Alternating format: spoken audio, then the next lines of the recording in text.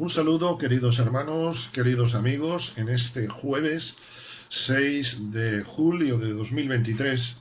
Hemos llegado a otro verano más y como en años anteriores, la reunión de oración pues la tenemos en este tiempo de vídeo, en el cual pues tendremos este año también reflexión al comienzo, luego los temas de oración y, como no, también un tiempo de reflexión bíblica.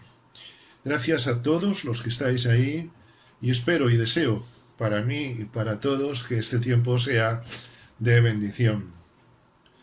Hemos llegado al primer jueves de julio y quiero llevarles, queridos amigos, quiero llevaros al Salmo 126 y versículo 3.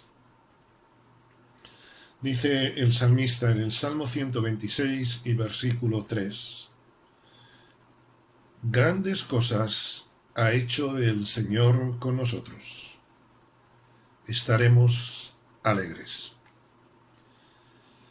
Podríamos leer el Salmo entero, pero en la brevedad de este tiempo quisiera pensar que este Salmo es un canto a la esperanza, un canto a la fe que opera en la vida de los hijos de Dios, es decir, de aquellos que le hemos aceptado por fe.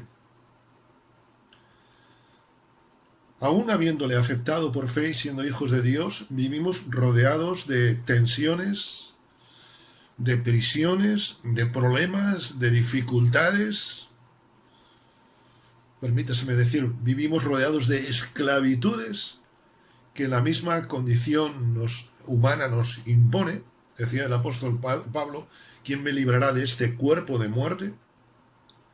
Pero a pesar de eso, estamos esperanzados y seguros en la plasmación tangencial de las promesas de Dios a nuestras vidas. Grandes cosas ha hecho el Señor con nosotros, estaremos alegres. Qué difícil es sentir alegría cuando estamos rodeados de problemas.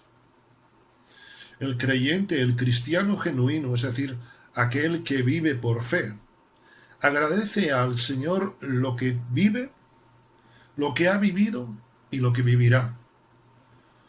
Porque a los que amamos a Dios, todo nos ayuda para bien, incluso las contrariedades.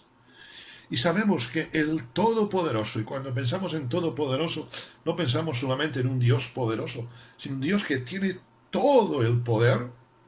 Él sigue haciendo auténticos milagros en nuestra vida, y eso no es una ilusión, sino que es la realidad. Y la realidad es que nos da alegría, porque el fruto del Espíritu es gozo, en primer lugar, paz, paciencia, etcétera, etcétera.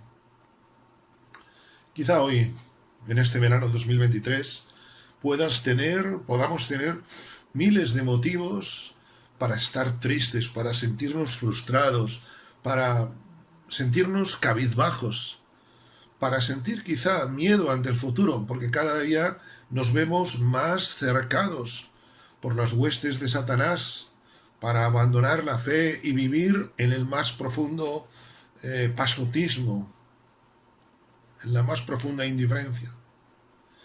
El cristiano comprometido siente y vive la dicha de que el Señor está obrando grandemente en su vida, aunque no lo vea.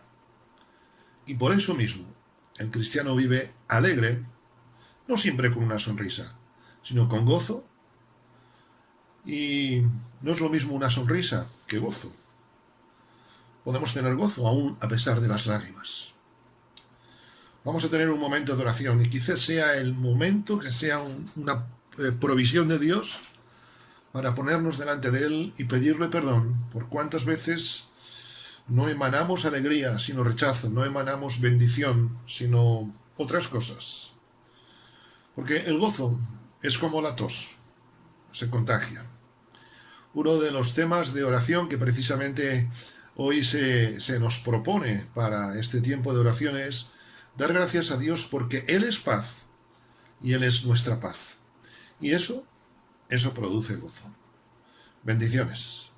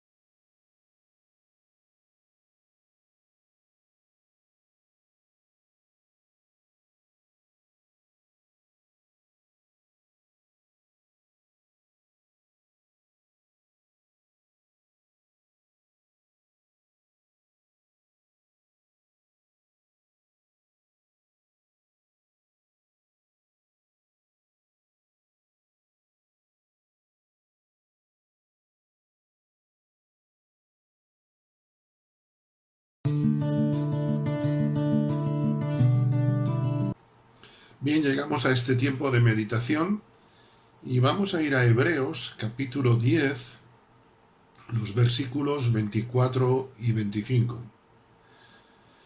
Un saludo a todos, queridos hermanos, queridos amigos, y ojalá este tiempo que iniciamos ahora pues sea un tiempo de bendición para todos, porque yo también lo necesito, si no, mal asunto. Leo, como he dicho, Hebreos 10, 24 y 25. Dice el autor: considerémonos unos a otros para estimularnos al amor y a las buenas obras, no dejando de congregarnos, como algunos tienen por costumbre, y tanto más cuanto veis que aquel día se acerca. A veces el uso tan manido de una palabra nos puede hacer perder la auténtica significación, el auténtico significado de la palabra. No es que lo hagamos mal a propósito, no es que nos confundamos queriendo, sino que a veces pues no nos damos cuenta. Y una de esas palabras es la palabra iglesia. Y aquí no voy a entrar en etimologías ni cosas parecidas, sino en ver qué significa iglesia desde el punto de vista bíblico, porque al fin y al cabo es lo que nos interesa. Porque incluso aún creyendo que lo conocemos, quizá descubramos, recordemos, refresquemos algo en nuestro corazón, y ojalá, pues como decía, nos sea de bendición. En este tiempo de hoy y algunos jueves, o varios jueves en este verano, iremos viendo precisamente, si el Señor lo permite, sobre este tema, ¿qué es la iglesia? Pero permítaseme empezar por diciendo lo que no es la iglesia. Y hoy vamos a ver un primer aspecto solamente. ¿Qué no es la iglesia? Dice el apóstol Pablo a los Efesios en el capítulo 2, versículos 19 al 22, lo siguiente: sois conciudadanos de los santos, porque no sois extranjeros ni advenedizos, y sois miembros de la familia de Dios, edificados sobre el fundamento de los apóstoles y profetas, siendo la principal piedra del ángulo Jesucristo mismo, en quien todo el edificio bien coordinado va creciendo para ser un templo santo en el Señor, en quien también vosotros sois juntamente edificados para morada de Dios en el Espíritu. Lo que queda claro en este versículo, y vamos a incidir en ello, es que la iglesia no es un edificio. La iglesia es el conjunto de los redimidos por Cristo. La iglesia es el conjunto de los salvos, de toda tribu, lengua y nación. Y Dios ha salvado tanto a los de un país como los de otro. Dios salva a todos los que nos acercamos a Él, seamos de un país, de una autonomía, de una raza, seamos ricos, seamos pobres, porque la iglesia está fundada en los que han nacido de nuevo. Y permítaseme corregirme, la iglesia está fundada en los que hemos nacido de nuevo, está fundada en Jesucristo, y por lo tanto formamos parte de esa iglesia. Coloquialmente, muchas veces se confunde iglesia con edificio. Y sé que, como decía antes, en nuestro lenguaje quizá pues forma parte del mismo, pero eso no es lo correcto. Puede haber una iglesia muy hermosa, un edificio muy hermoso, pero los que se reúnen dentro no buscan a Dios. Entonces no es iglesia, es edificio. Y desde luego que hay edificios, me atrevo a decir, inmensamente hermosos a los ojos humanos. Pero la iglesia que Dios busca no es una iglesia hermosa a nuestros ojos, sino hermosa a sus ojos. Es decir, la que está constituida por el grupo de redimidos, porque somos familia de Dios, a pesar de que humanamente podamos tener diferencias. Una iglesia está formada, como digo, por miembros, por salvos. Por eso somos iglesia. Yo estoy compartiendo esta reflexión, esta meditación, en una de las habitaciones de mi vivienda, pero no estoy dejando de ser iglesia porque no esté físicamente con mis hermanos. Allá donde estamos, formamos parte de la iglesia, somos iglesia. Lo digo desde el respeto. Jesucristo no salvó edificios. Jesucristo salvó a perdidos, y esos perdidos constituyen lo que es la iglesia. Jesucristo no salvó edificios hermosos, y ojalá podamos hacer edificios hermosos para dar gloria a su nombre. Pero el objetivo de la iglesia es algo más que unas piedras o algo más que unas paredes.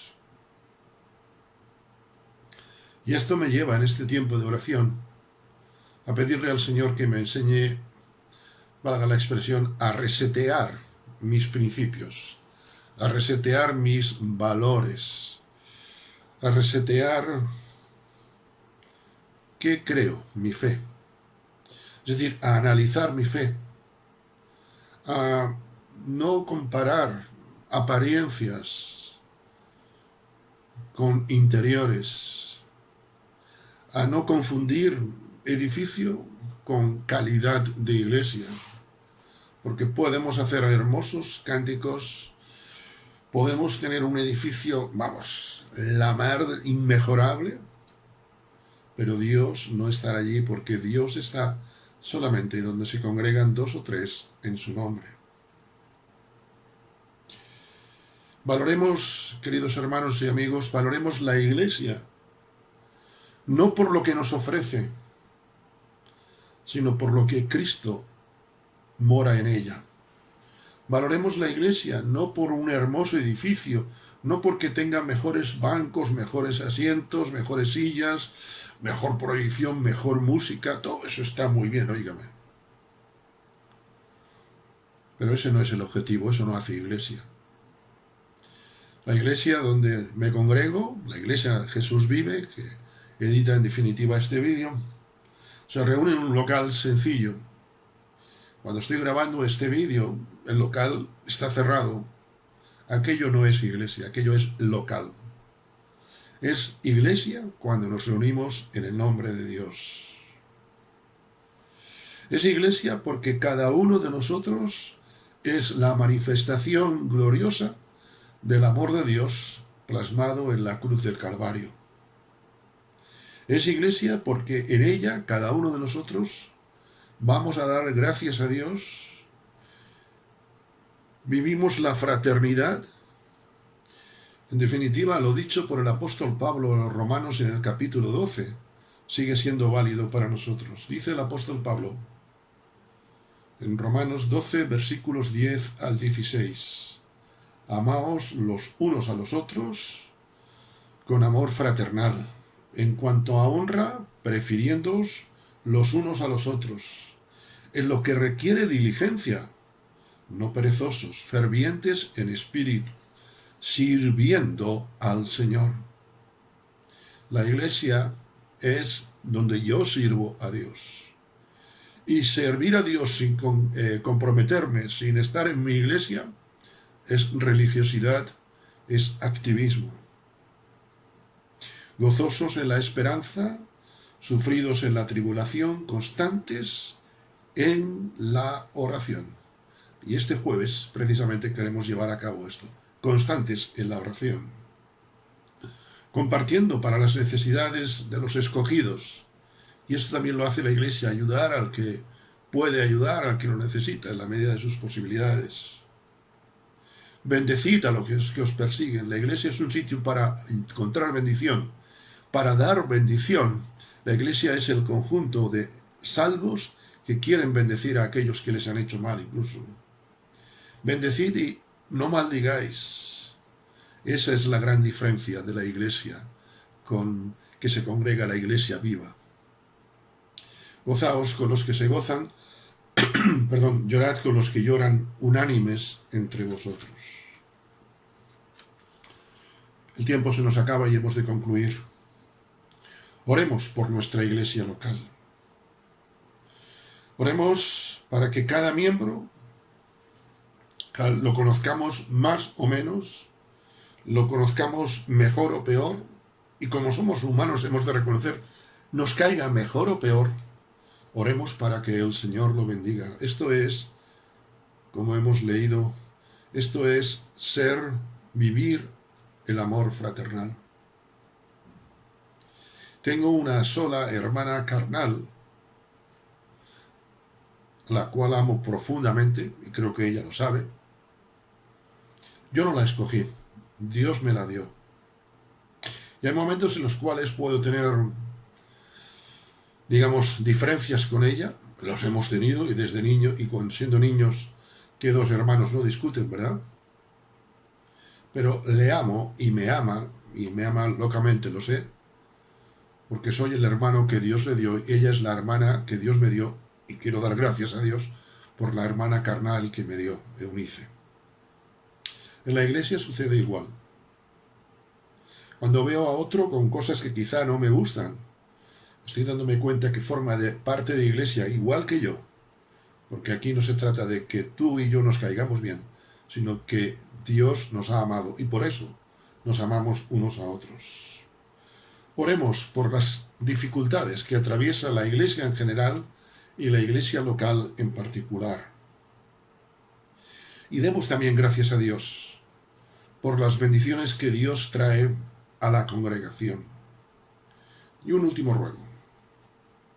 Intercedamos por los que están al frente de cada iglesia local, para que lo hagan no por hacerlo, no porque hayan sido nombrados, sino para que lo hagan sirviendo al Señor. Y cuando sirves al Señor lo haces con temor, con temblor, con equivocaciones, porque somos humanos. Y lo haces sabiendo que Dios un día te va a pedir cuentas. Por eso,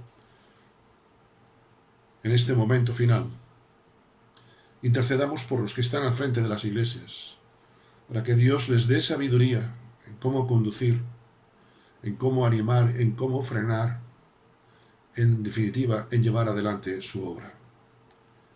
Si Dios lo permite, otro jueves más seguiremos pensando en lo que es la iglesia, en este sentido, lo que no es la iglesia también. Recuerda, la iglesia no es un edificio, la iglesia somos los salvos, por eso, gloria a Dios.